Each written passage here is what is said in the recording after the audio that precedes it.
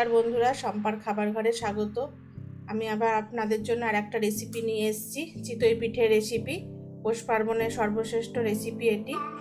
তাই এটি আমি কিভাবে তৈরি করি আপনারা দেখুন। কাপ মতন আমি চালের গুঁড়ি নিয়েছি, আর জলটা আমি এখানে পরিমাণ মতন দেব। ঈষদুষ্ণ জল নেব, খুব বেশি গরমও না, খুব বেশি ঠান্ডাও না।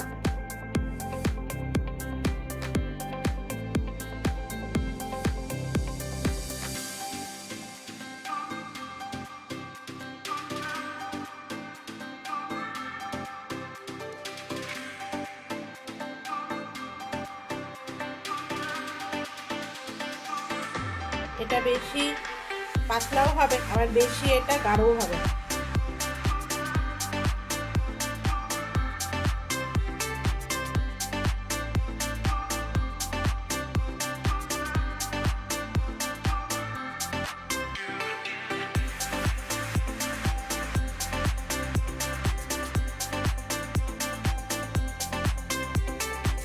ব্যাটারটা ভালো করে গুলতে হবে যাতে এর মধ্যে লাম না থাকে।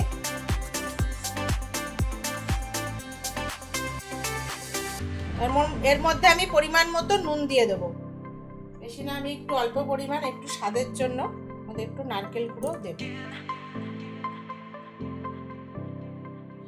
এটা দিয়ে আমি ভালো করে একটু মিক্স করবো।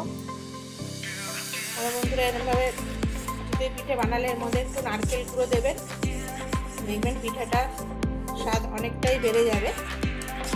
এরকম হবে ব্যাটার।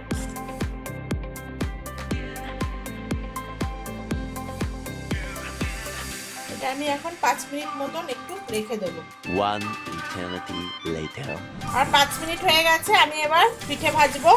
আমি এখানে একটা লোহার কড়াই বসিয়ে দিয়েছি, কড়াইটা ভালো করে গরম করে নিয়েছি। আমি এবার পিঠেগুলো ভাজবো। আমি এরকম করে বেগুনের বোটা কেটে নিয়েছি, এটা দিয়ে আমি কড়াইতে তেল দেব। এই পিঠেগুলো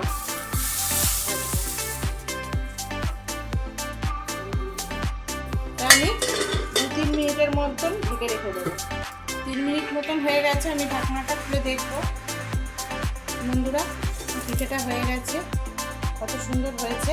আমি এবার পরপর পিঠেগুলো সব ভেজে নেব। আবার একটু তেল দিয়ে দিলাম কড়াইতে।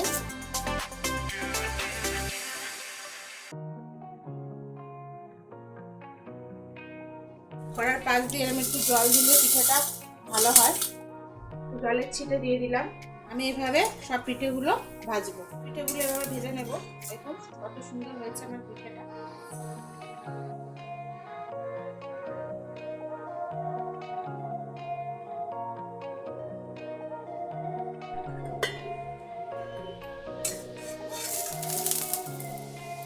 দেখুন বন্ধুরা, পিঠেগুলো আমার সব ভাজা হয়ে গেছে। আমার চিতই পিঠে রেডি।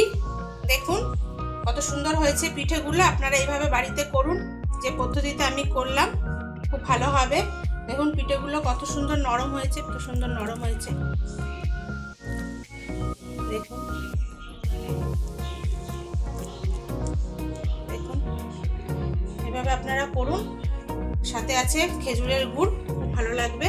আমার রেসিপিটা ভালো লাগলে আমার চ্যানেলটাকে সাবস্ক্রাইব করবেন, লাইক করবেন, কমেন্ট করবেন।